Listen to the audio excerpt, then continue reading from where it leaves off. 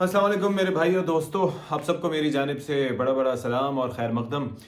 Match हम हार गए जी, सीरीज़ हम हार गए जी साल 2023 की पहली।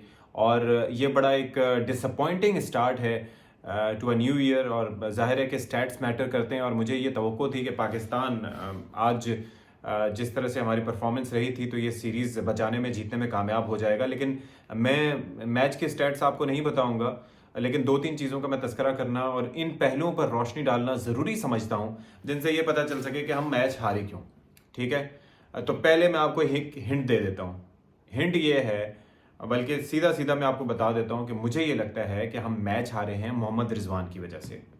अच्छा भाई, अब मुझे मोहम्मद रिजवान का कोई हेटर ना समझ लेना। I loved him, I love the way he bat. और दूसरा चीज़ ये है कि the way he has been consistent and he is a very good and humble being. ठीक है, इसके साथ साथ ये मैं हाँ ज़रूर समझता हूँ कि जो T20 में इनका राइज था, it was literally a beauty.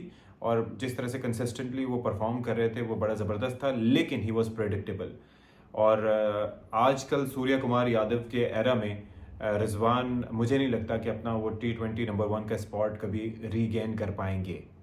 ठीक है, because Surya Kumar Yadav is unbelievable, he has all the shots in the book and he is a brilliant batsman. और दूसरा ये कि रिजवान को लोगों ने काफ़ी वो एक तरह से जज कर लिया कि किस तरह से वो खेलते हैं और सारी चीज़ें। ठीक है, तो स्ट्राइक रेट भी T20s में बड़ा मैटर करता है। एक नंबर वन T20 प्लेयर के लिए इतना कम स्कोर स्ट्राइक रेट जो है वो एक मुनासिब चीज़ नहीं है।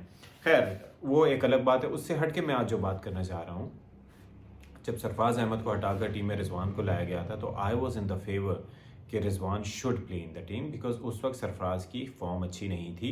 ही वॉज नॉट प्लेइंग वेल, उनसे शॉट्स नहीं खेले जाते थे और बाकी भी फिटनेस वगैरह के मसाइल थे, लेकिन उन्होंने फिर अपनी फिटनेस को दुरुस्त साबित किया। अभी जो मैं आपसे बात करने जा रहा हूँ वो ये है, एक तो ये कि मैं चाहता हूँ, बल्कि मैं ये समझता हूँ कि सरफराज अहमद की वनडे टीम में जगह होनी चाहिए, and not as a keeper but as a specialist batsman. ठीक है, क्योंकि आपने टेस्ट मैचेस में देखा होगा जो उन्होंने 300 ऑड रन बनाए, उसके अंदर उनका स्ट्राइक रेट आप चेक करें, उनका स्ट्राइक रेट किसी ओडीआई बैट्समैन जैसा है, बल्कि इवन बेटर। कई दफ़ा टेस्ट मैच में हमें ये लग रहा था कि भाई जैसे कि वो T20 के हिसाब से बैटिंग कर रहे हैं, because he was so consistent, he new the ground well, he played well and he was very good with the bat. तो व्हाट आई थिंक इज़ कि रिजवान इनकी सरफराज की जगह आपके स्क्वाड में बिल्कुल बनती है, not as a keeper because he is not keeping well these days.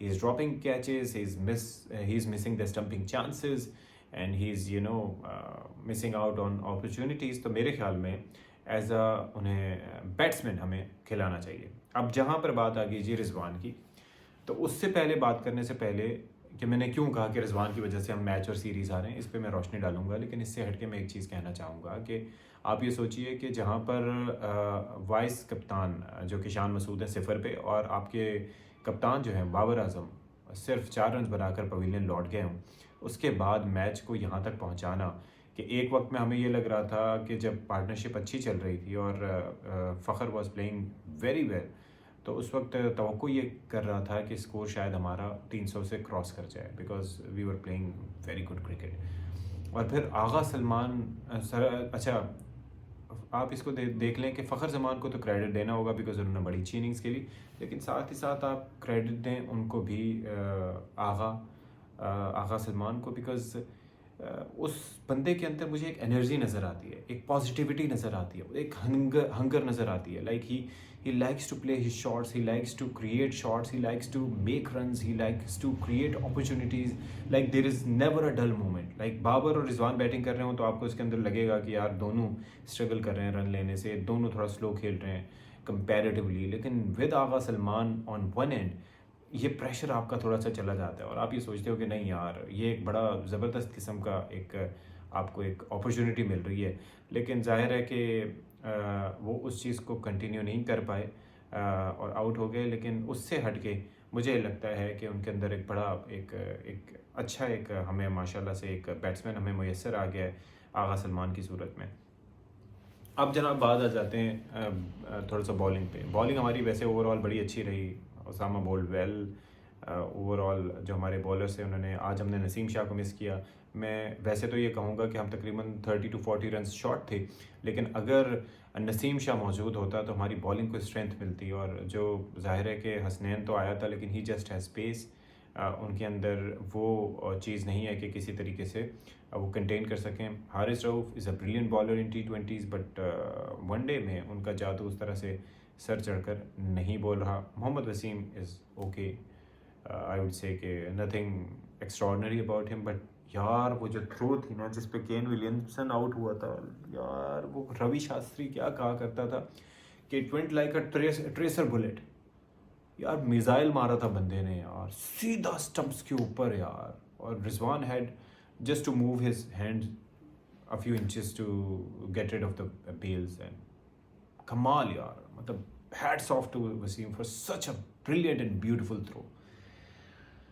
और क्या था जी, हाँ जी, मैच क्यों आ रहे? मैच इसलिए आ रहे हैं कि हमारे ग्लेन फिलिप्स भाई जब आए थे और उन्होंने ऐसे मिला मिला के दिए ना हर किसी को छक्के, उसके बाद उसामा के जो आखिरी ओवर था उसकी आखिरी बॉल पे, जो उन्होंने गालिबन आखिरी बॉल थी जो उन्होंने करवाई थी, उसके अंदर जो एक कॉर्ड बिहाइंड की एक अपॉर्चुनिटी थी, he edged it and Rizwan just dropped it. He just put that chance to the ground. ना सिर्फ ये कि उन्होंने वो कैच गिराया, बल्कि उसके साथ साथ उन्होंने वो मैच भी गिराया, उसके साथ साथ उन्होंने वो सीरीज़ भी गिराई, क्योंकि दूसरे एंड से तो विकेट गिर रही थी 1 by 1। सेंटनर आउट हुआ, सोढी आउट हुआ, और भी हुआ। सोचें कि जिस वक्त की मैं बात कर रहा हूँ उस वक्त भी 40 से ज़्यादा रन गालिबन चाहिए थे, और अगर उस वक्त ये विकेट ग्लेन फिलिप्स की, क्योंकि he was the one who was scoring runs, बाकी तो साथ दे रहे थे। तो ये जो सहरा है ना ये मैच हारने का, ये सीधा सीधा जाता है भाई हमारे भाई रिजवान को। और बात यह है कि मैं उन लोगों में से नहीं हूँ कि जो किसी एक बैंड वैगन पे चढ़ जाते हैं कि जी रिजवान रिजवान रिजवान रिजवान रिजवान, ओहो सरफराज सरफराज सरफराज सरफराज, ओहो बाबर आजम बाबर आजम बाबर आजम। नो भाई, पाकिस्तान से बढ़ के कोई नहीं है। जब तक ये अच्छा परफॉर्म करेंगे हम उन्हें चाहेंगे, सराहेंगे। जब क्रिटिसाइज़ करना होगा तो क्रिटिसाइज़ करेंगे। इसका मतलब ये नहीं है कि आप किसी की अंधी मोहब्बत में गिरफ्तार हो जाओ। आप उनकी इनिंग टू इनिंग परफॉर्मेंस पे, सीरीज़ टू सीरीज़ परफॉर्मेंस पे, उसके ऊपर आप उनको जज करो और उसके ऊपर आप अपना पॉइंट ऑफ व्यू दो। ये नहीं कि आप उनसे नफरत करना भी शुरू हो जाओ कि आज अगर रिजवान ने गलत खेल दिया तो सारी ज़िंदगी जी रिजवान से नफरत करनी है, उस वक्त भी जबकि वो अच्छा खेल रहा हो।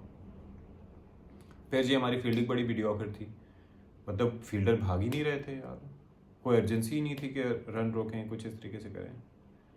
तो बहरहाल काफ़ी सारे लेसन्स जो हैं वो हमें लर्न करने होंगे इस मैच से, इस सीरीज़ की शिकस्त से, क्योंकि कोई भी टीम नहीं चाहती। इंडिया देखो सीरीज़ जीत गए भाई, they had a very good start at the home, and what we have done, हम होम सीरीज़ हार गए यार। एंड नहीं होना चाहिए, ये गलना चंगिया नहीं। सीखें जी, लर्न फ्रॉम योर मिस्टेक्स।